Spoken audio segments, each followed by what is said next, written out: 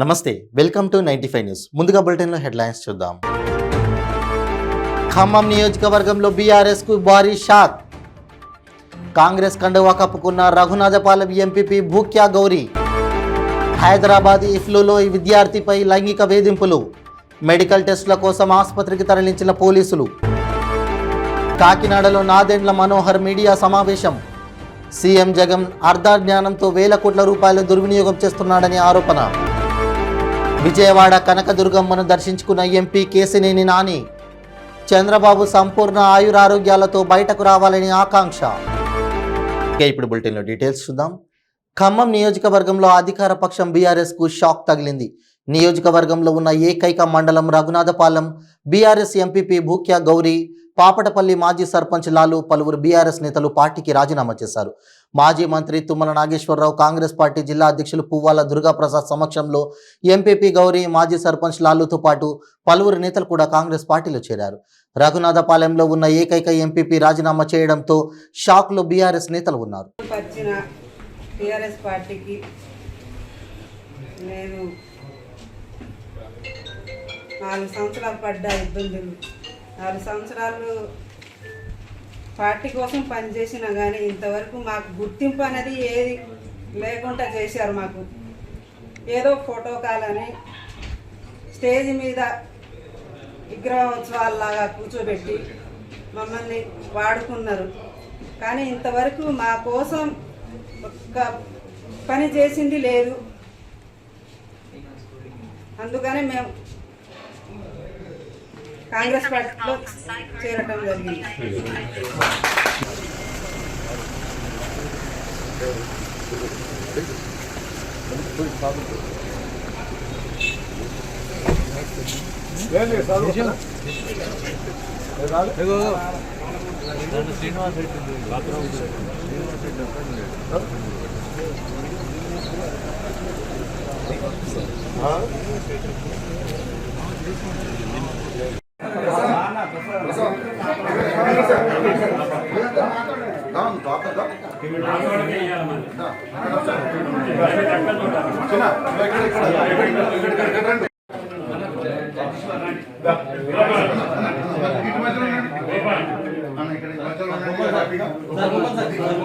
Hyderabad English and foreign languages university ఇఫ్లూలో విద్యార్థినిపై లైంగిక వేధింపులు జరిగాయి.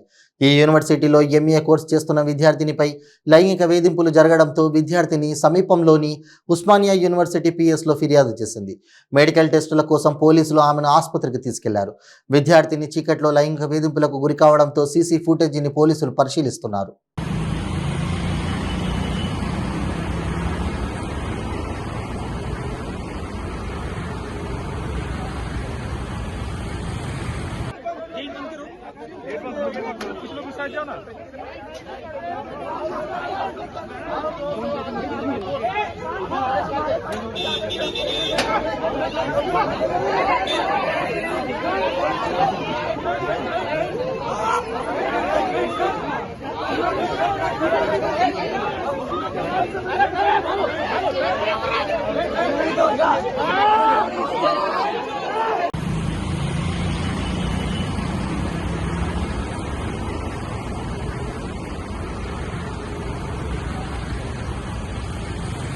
రానున్న కాలంలో తెలుగుదేశం, జనసేన ఇరు పార్టీలు ఐక్య కార్యాచరణతో ప్రజలకు ముందుకు వెళ్తాయని జనసేన పార్టీ రాజకీయ వ్యవహారాల కమిటీ అధ్యక్షులు నాదెండ్ల మనోహర్ వెల్లడించారు.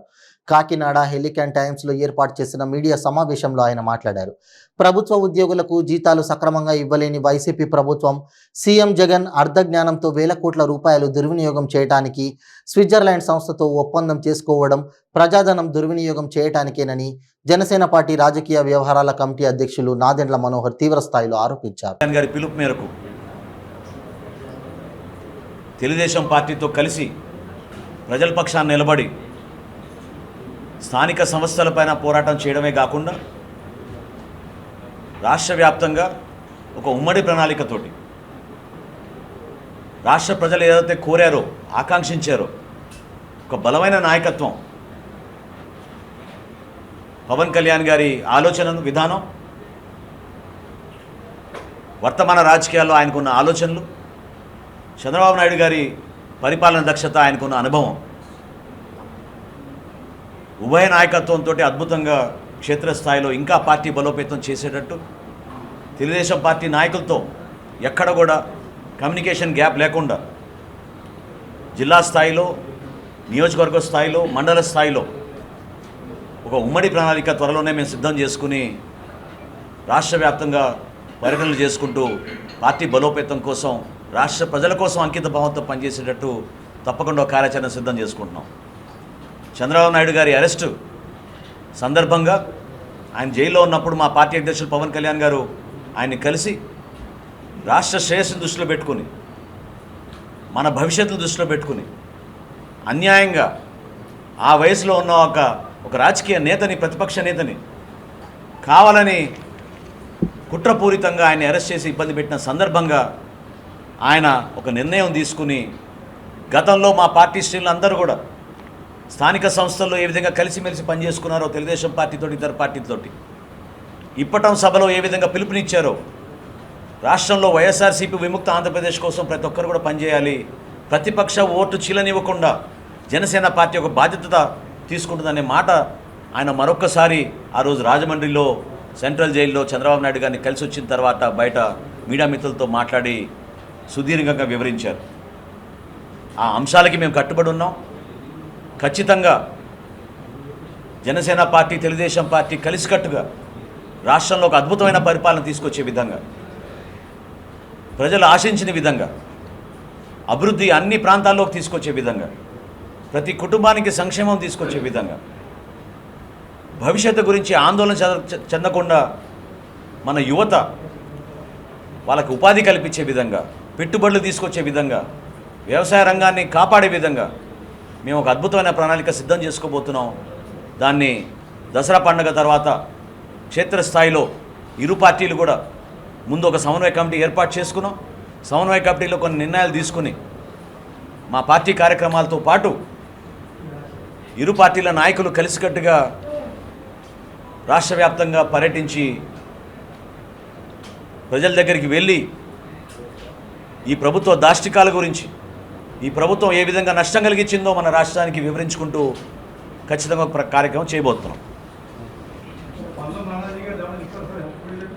నిర్ణయంలో ఈ ఐబీ సంస్థ ద్వారా రాష్ట్రంలో ఉన్న మన ప్రభుత్వ పాఠశాలకి దేవి శరన్నవరాత్రులు మహోత్సవంలో భాగంగా సరస్వతీ దేవిగా కొలువైన జగన్మాత కనకదుర్గమ్మను మూలా నక్షత్రం రోజున విజయవాడ పార్లమెంట్ సభ్యులు కేశినేని నాని కుటుంబ సమేతంగా దర్శించుకొని అమ్మవారికి పట్టు వస్త్రాలు, సారే సమర్పించారు. దర్శనానంతరం వేద పండితులు వేదాశీర్వచనం అందించగా ఆలయ అధికారులు అమ్మవారి తీర్థ ప్రసాదాలు అందజేశారు. ఈ సందర్భంగా ఎంపీ కేశినేని నాని మాట్లాడుతూ ఆనవాయితీగా వస్తున్న ఆచారం పాటిస్తూ మూలా నక్షత్రం రోజు ఉదయం అమ్మవారిని దర్శించుకొని ఆశీస్సులు తీసుకోవడం జరిగిందన్నారు. చంద్రబాబు నాయుడు తెలుగు రాష్ట్రాల అభివృద్ధికి 45 సంవత్సరాలుగా కృషి చేసిన గొప్ప వ్యక్తి అని, చంద్రబాబు సంపూర్ణ ఆయురారోగ్యాలతో క్షేమంగా బయటకు రావాలని కోరుకున్నానన్నారు. కలెక్టరేట్లో మహిళా ఉద్యోగులు బతుకమ్మ సంబరాలు చేసుకున్నారు. బతుకమ్మ వేడుకల్లో భాగంగా కలెక్టరేట్లో ఎన్నికల, భావాల, ముగ్గుల పోటీలు నిర్వహించారు. మహిళా ఉద్యోగులు బతుకమ్మలు పేర్చి ఆటపాటల్లో మునిగి తేలారు. ముగ్గుల పోటీల విజేతలకు జిల్లా ఎన్నికల అధికారి కలెక్టర్ విపి గౌతమ్ నూతన కలెక్టరేట్లోని కలెక్టర్ ఛాంబర్లో బహుమతులను అందజేశారు. అవనిగడ్డ నియోజకవర్గం కొత్తపాలెం, మాచవరం గ్రామాల మధ్య కాలువలోకి కారు దూసుకెళ్లింది. వంతుల వారి విధానంతో కాలువను కట్టడంతో ప్రమాదవశాత్తు కాలువలోకి బోల్తా పడింది. కాలువలో నీరు లేకపోవడంతో పెను ప్రమాదం తప్పింది.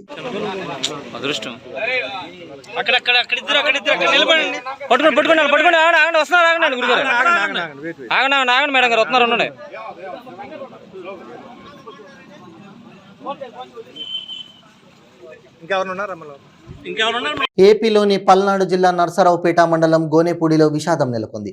ప్రమాదవశాత్తు 7 మంగళం వాగులో పడి 2 పిల్లలు మృతి చెందారు. మృతులు మణికంఠ, నవీన్ కుమార్ గా గుర్తించారు. ఘటనా స్థలానికి చేరుకున్న పోలీసులు దర్యాప్తు చేపట్టారు.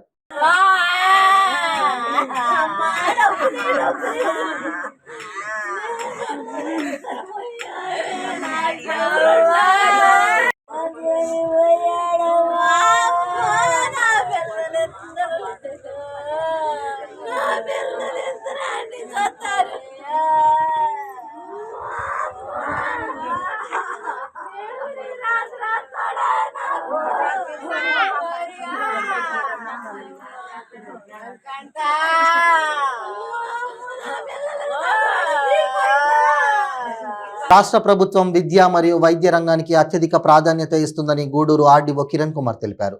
గూడూరు పట్టణంలోని చిలుకూరు వెంకట శేషమ్మ జెడ్పీ బాలికల ఉన్నత పాఠశాలలో ఏర్పాటు చేసిన జగనన్న ఆరోగ్య సురక్ష కార్యక్రమాన్ని ఆయన పరిశీలించారు. గూడూరు ఆర్డీఓ కిరణ్ కుమార్ మీడియాతో మాట్లాడుతూ ఈ కార్యక్రమం ద్వారా ప్రతి ఇంటికి వెళ్లి సర్వే నిర్వహించి ఆ ఇంటిలో నివాసం ఉంటున్న వారి ఆరోగ్య స్థితిగతులను పరిస్థితులను నమోదు చేయడం జరుగుతోందని, దీర్ఘకాలిక వ్యాధులతో బాధపడుతున్న వారిని గుర్తించి వారికి అవసరమైన వైద్యం అందించడం జరుగుతోందని తెలిపారు.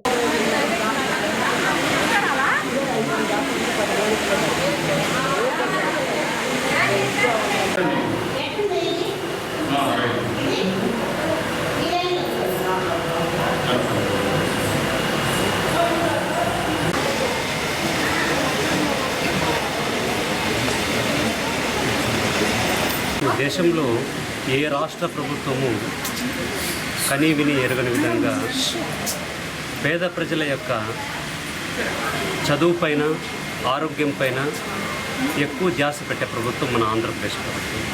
ఇందులో భాగంగా మనకు ఒక దేశం కానీ, ఒక ప్రాంతం కానీ అభివృద్ధి చెందాలంటే అక్కడ ఉన్న హ్యూమన్ రిసోర్సెస్, తర్వాత మానవాభివృద్ధి సూచికలో వారి పాత్ర ఎంత ఉంది అంటే మెరుగైన వైద్య సదుపాయం కానీ, మెరుగైన విద్యా ప్రమాణాలు కానీ, మెరుగైన జీవన ప్రమాణాలు కానీ మనకు కల్పించాలన్న ఉద్దేశంతో ఈ ప్రాథమిక రంగంలో ఉన్న ఈ రంగాలని రాష్ట్ర ప్రభుత్వం అత్యధిక ప్రాధాన్యతనిస్తూ మొట్టమొదట జగనన్న సురక్ష అనే కార్యక్రమాన్ని ఏర్పాటు చేసింది.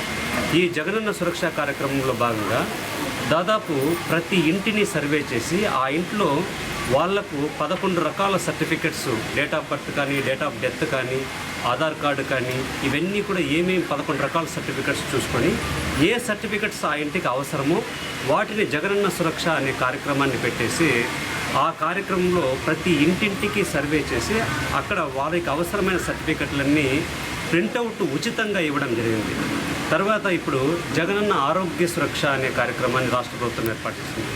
ఇందులో భాగంగా మన ఆరోగ్య కార్యకర్తలు ప్రతి ఇంటింటికి వెళ్ళి ఆ ఇంట్లో దీర్ఘకాలిక వ్యాధులు ఏదైనా ఉన్నాయా, అనారోగ్య పరిస్థితుల్లో ఎవరైనా బాధపడుతున్నారా, వాటిని అన్నిటినీ కూడా ఒక ఫామ్లో వాళ్ళు ఫిలప్ చేసుకొని వాటిని డేటా ఎంట్రీ చేసి వారికి స్లిప్స్ ఇచ్చిన తర్వాత మీకు ఫలానా తేదీ ఈరోజు మీ వార్డులో, మీ వార్డు సెక్రటేరియట్ పరిధిలో జగనన్న సురక్ష కార్యక్రమం నిర్వహించబడుతుంది. మీకు ఏదైనా వ్యాధులు ఉంటే ఇక్కడ డాక్టర్స్ బృందము, దీంట్లో గైనకాలజిస్ట్ ఉంటారు, తర్వాత అనస్థిషిస్ట్ ఉన్నారు, జనరల్ ఫిజిషియన్స్ ఉన్నారు, వీళ్ళందరూ ఉన్నారు. ఇక్కడికి వచ్చిన తర్వాత గతంలో వారికి ఎలాంటి వ్యాధులు ఉన్నాయి, వారికి ఎలాంటి టెస్టులు చేశారు, ఇప్పుడు ఎలాంటి టెస్టులు చేయాలి, ఆ టెస్టులు కూడా మనకు యూరిన్ కిట్ కానీ, బీపీ కానీ, షుగర్ కానీ, లేకపోతే ప్రెగ్నెన్సీ టెస్ట్ కానీ, హిమోగ్లోబిన్ టెస్ట్ కానీ, వీటినన్నిటినీ కూడా మనకు ఇక్కడే టెస్ట్ చేసి వారి రిపోర్ట్స్ని డాక్టర్స్కి అందించిన తర్వాత వారికి ఏజ్ని బట్టి ఎలాంటి మెడిసిన్ ఇవ్వాలి అనేసి ఇక్కడే ప్రిస్క్రైబ్ చేసి దాదాపు 133 రకాల మందుల్ని ఇక్కడికి రోగులకి అందుబాటులో పెట్టడం జరిగింది. అలాగే అన్నిటికంటే కొంతమంది కడుపు నొప్పి, లేకపోతే కాలు నొప్పి, తలనొప్పి అయితే ఏదైనా ట్యాబ్లెట్స్ తీసుకుంటారు, డాక్టర్ దగ్గరికి వెళ్తారు. కానీ కంటికి సంబంధించిన కంటి చూపు సరిగా కనపడకపోతే ఒక ఆప్థల్మాలజిస్ట్ దగ్గరికి వెళ్ళి చూపించుకోలేని పరిస్థితులు ఉంటాయి. వాటికి సంబంధించి ఇక్కడే కంటి పరీక్షలు చేసి ప్రతి వ్యక్తికి కూడా ఎక్కువ కంటి పరీక్షలకు సంబంధించి సజ్జల రామకృష్ణారెడ్డి ప్రభుత్వానికి సలహాదారుడు అయ్యి రాష్ట్రాన్ని భ్రష్టు పట్టిస్తున్నాడని గూడూరు మాజీ ఎమ్మెల్యే సునీల్ కుమార్ ఎద్దేవా చేశారు. తిరుపతి జిల్లా గూడూరు పట్టణంలో గూడూరు మాజీ ఎమ్మెల్యే సునీల్ కుమార్ బాబుతో మేము కరపత్రాలను 11వ వార్డులో పంపిణీ చేశారు. మాజీ ఎమ్మెల్యే సునీల్ కుమార్ ఇంటింటికి వెళ్లి మాజీ ముఖ్యమంత్రి చంద్రబాబు నాయుడిని అక్రమంగా అరెస్ట్ చేశారని ప్రజలకు వివరిస్తూ కరపత్రాలను పంపిణీ చేశారు. రాష్ట్ర ఉప ముఖ్యమంత్రి నారాయణ స్వామి వయసు పైబడి పక్కనున్న మనిషిని కూడా గుర్తించలేని స్థితిలో ఉన్నటువంటి ఆయన మాజీ ముఖ్యమంత్రి చంద్రబాబు నాయుడు ఆరోగ్య విషయంలో నారా భువనేశ్వరి దేవిపై చేసిన వ్యాఖ్యలు దారుణంగా ఉన్నాయని గూడూరు మాజీ ఎమ్మెల్యే సునీల్ కుమార్ పేర్కొన్నారు.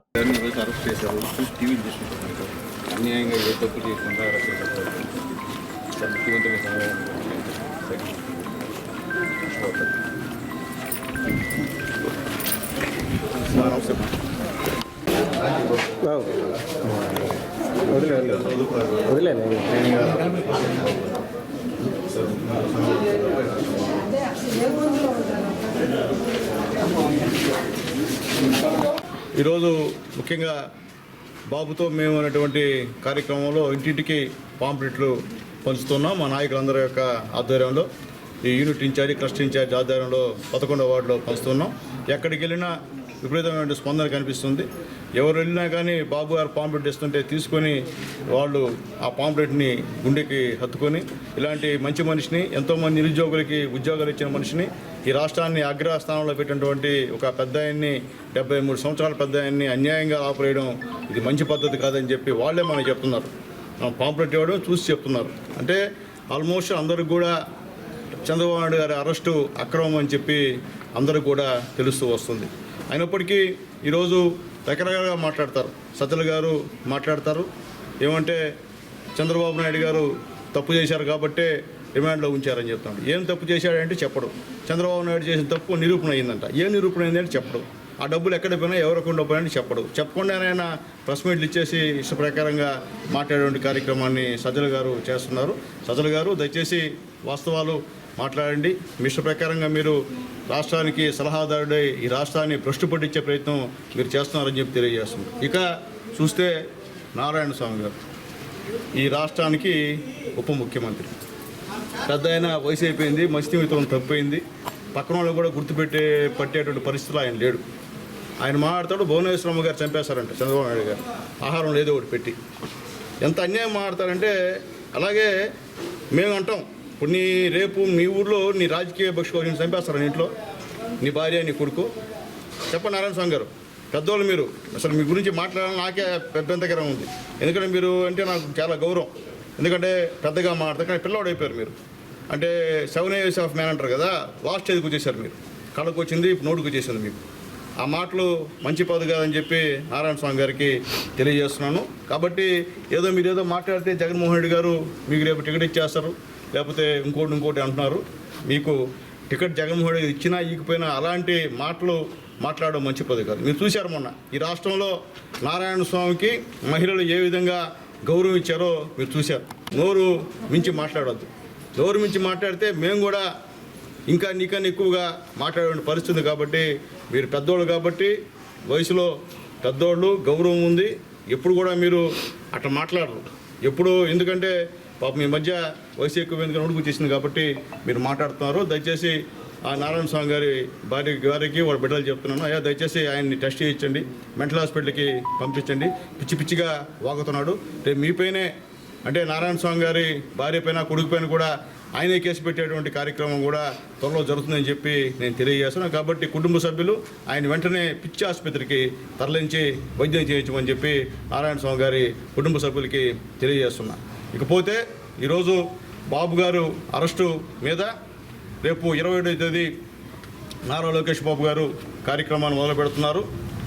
ఈ యొక్క యువగళం పాదయాత్రని తాత్కాలికంగా బ్రేక్ చేస్తూ ఆయన నంద్యాలలో ఎక్కడైతే ఈ యొక్క బాబు షూరిటీ భవిష్యత్ గ్యారంటీ కార్యక్రమాన్ని ఎక్కడైతే ఆగిందో అక్కడ నుంచి లోకేష్ బాబు గారు ఆ కార్యక్రమాన్ని ప్రారంభిస్తారు. అలాగే గూడూరులో కూడా వాళ్ళు ఇచ్చిన డేట్ ప్రకారం కూడా బాబు షూరిటీ భవిష్యత్ గ్యారంటీ కార్యక్రమం మళ్ళీ మొదలవుద్దని చెప్పి మేము తెలియజేస్తున్నాం. అలాగే నారా భువనేశ్వరి గారు ఎవరైతే చంద్రబాబు నాయుడు గారు అరెస్ట్ అప్పుడు ఎవరైతే చనిపోయినారో వాళ్ళకి వచ్చి పరామర్శించి పోయే కార్యక్రమం కూడా ఉంది.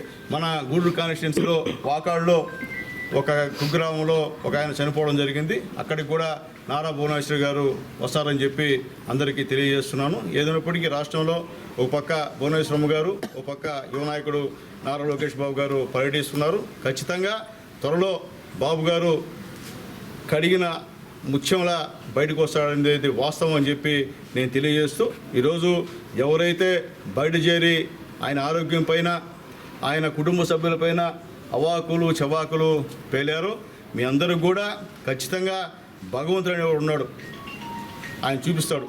ఎందువల్లంటే ఎంతటి అహంకారైనా ఏదో ఒక రోజు తగ్గాల్సిందే, వయసు మీదకు ఉంది. కాబట్టి మీరు ఖచ్చితంగా మీ అహంకారం తగ్గుతుంది. మీరు అహంకారంతో మాట్లాడుతున్నారు వైఎస్ఆర్సీపీ నాయకులు, అందరూ కాదు కొంతమంది. కాబట్టి దయచేసి అలాంటి ఎదవ మాటలు మాట్లాడొద్దు. ఒక మనుషుల పైన అనవసరమైన మాటలు, వ్యక్తిగతమైన మాటలు మాట్లాడాలని చెప్పి హితవు పలుకుతూ నేను సెలవు తీసుకుంటున్నాను. తెలుగుదేశం తెలుగుదేశం చంద్రబాబు నాయుడు గారి నాయకత్వం, చంద్రబాబు గారి నాయకత్వం, చంద్రబాబు నాయుడు గారి నాయకత్వం. బాబు గారు మేమంతా, బాబు గారు మేమంతా, బాబు గారు మేమంతా. బులెటిన్ ముగించే ముందు హెడ్లైన్స్ మరోసారి. ఖమ్మం నియోజకవర్గంలో బీఆర్ఎస్కు భారీ షాక్. కాంగ్రెస్ కండువా కప్పుకున్న రఘునాథపాలెం ఎంపీపీ భూక్యా గౌరీ. హైదరాబాద్ ఇఫ్లూలో ఈ విద్యార్థిపై లైంగిక వేధింపులు. మెడికల్ టెస్టుల కోసం ఆసుపత్రికి తరలించిన పోలీసులు.